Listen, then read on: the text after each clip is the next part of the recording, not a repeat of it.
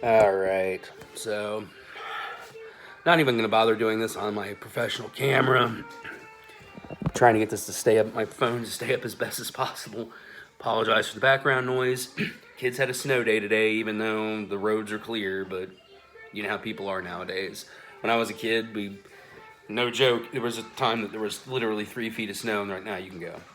Anyway, aside from all that, so apologize for the background noise. I don't do a lot of music reviews on this channel. I've talked about music. There's several videos I've done about music, but it's not really the thing that I talk about. But I feel compelled to talk about this. Let me start this off by saying if you're immediately going to respond in the comments section, well, I just never liked Green Day anyway, you know, well, I think they suck, they were just never my thing. Don't bother, because this isn't a fight about whether Green Day's a good band or not, or whether you're into this is going to be me talking about my experience with the band, and then a review of the new album. Got to make this quick because so I've been a Green Day fan since 1993, late 93, early 94. It's up one night, it's a Sunday night, it's a midnight when I should be in bed getting ready for school. I was in the 8th grade. But of course, what was I doing on a Sunday night, like any other kid who was like me back in the 90s? And then I was watching 120 Minutes on MTV on Sunday. And a video came on called Longview. The band was called Green Day.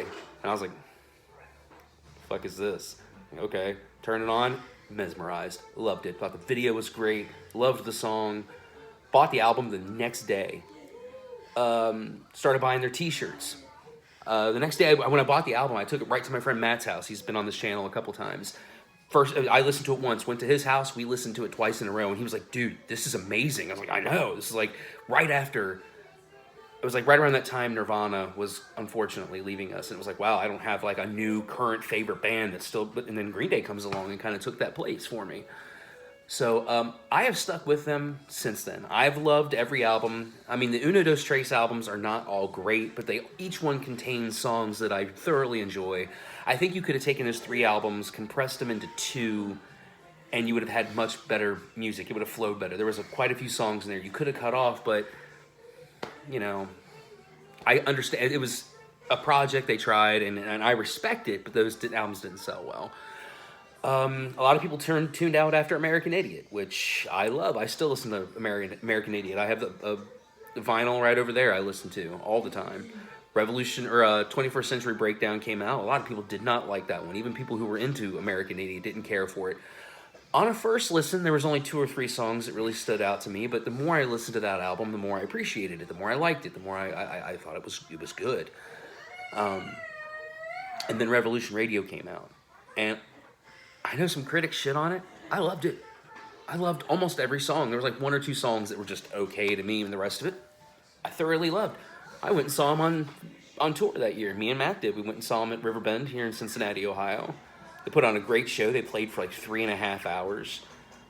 Never taking breaks. I mean, they work their own little breaks, and like bands do, doing the hey-oh, like that, so we could take a break from the guitar and all that shit. Plus, they had backup musicians, so they could take their little breaks. And it was a great show. And then I heard a couple months ago that they were going to be putting out a new album already, and I'm like, wow, that's pretty quick for them. You know, not a lot of time has passed. You know, lately, they've been letting many years in between records, and they put out a best of thing, a second best of, which I always think that's a little pretentious, but it did have 1 new song on it, and I actually like that new song. And I hate the fact that a lot of their best ofs don't include stuff off of the Slappy Hours album or Kerplunk, because Kerplunk is actually my favorite Green Day record. It has my favorite Green Day song, 80. And those albums never get the recognition they deserve because they're really good pop punk albums. I mean, I know Green Day's sound has changed over the years. They're not considered punk rock anymore. Who cares? As long as you're putting out good music, I don't give a shit what you call it. So, the title track showed up on YouTube a few months back called Father of All Motherfuckers. That's the name of the album. And I was not impressed. I was like, what is this? This doesn't sound like Green Day. This isn't Green Day. Another song came out, and I was like, well, this one's okay. It was like Fire Ready Aim was the name of it. And it's like, this one's all right, you know. So today, the album dropped. My wife went to Target. Thanks, Amy, for getting it for me. And here it is. Green Day, Father of All Motherfuckers. There are 10 songs. And this is not very good. It's not terrible music. It's not. It's not like I listened to this and I wanted to break shit. It's not. It's not like that. I get when a band wants to be experimental. That's fine. You know, I can respect that. As much as I hate Metallica, I think Metallica's Saint Anger is like, of all my favorite bands that I listen to, have all their albums. That's the one album that sticks out to me as the one that I actually hate. I hate Saint Anger. I think it's terrible. I'll do a Metallica video one day and we'll talk about Saint Anger. In fact, I think I already did. But I respected what they were trying to do. There was a little something different. They were experimenting with recording process and all that. It just didn't work for me. And there are some people who really like Saint Anger. And there's people who say there's one or two really good tracks on there. I've only listened to the album twice and put it up and never listened to it again. This is one I may listen to one or two more times just to get more solid, and then I'm going to put it up and never listen to it again. One of my favorite things about Green Day, which is my two favorite things, Billy Joe's voice and Mike Dirnt's bass playing. He's one of the best bass players. I mean, people always, Green Day's 3-chord, but watch Mike Dirnt play bass. I read the tablature for songs like Tightwad Hill, and I tried to play that on bass. I couldn't do it. I'm a shitty bass player anyway. I couldn't do it. They do write decent music. This album did not have any like solos. There was no groovy bass hooks. It all sounded overproduced. You know that really shitty band, Portugal the Man. They do that song like, now, got my number 66 now. The way that song was recorded is the way this entire album is recorded. His voice sounds like it's washed through a program on every song.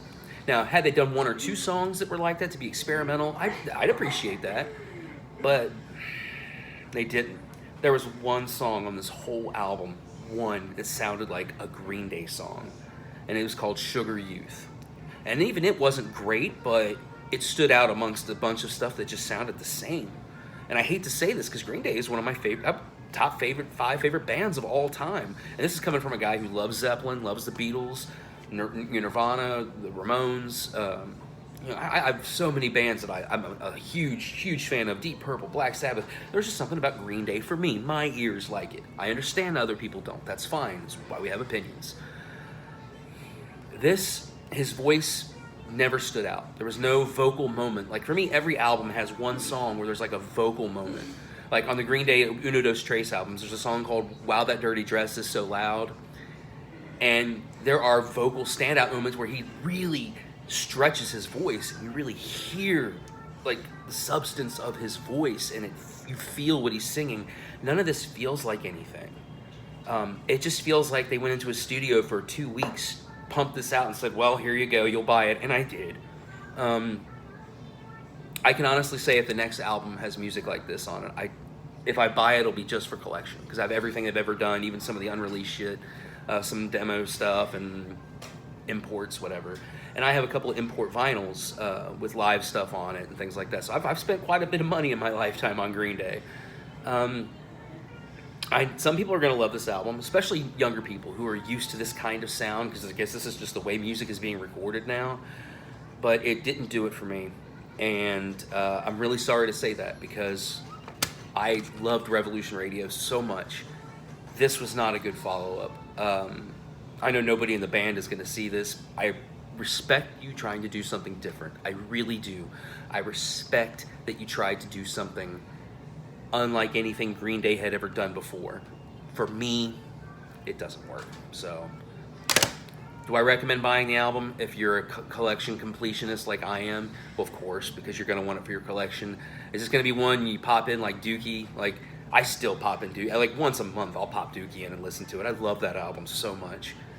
This is not going to be like that for me. So, sorry, boys in Green Day. In my opinion, this one gets like a C- for me. Sorry.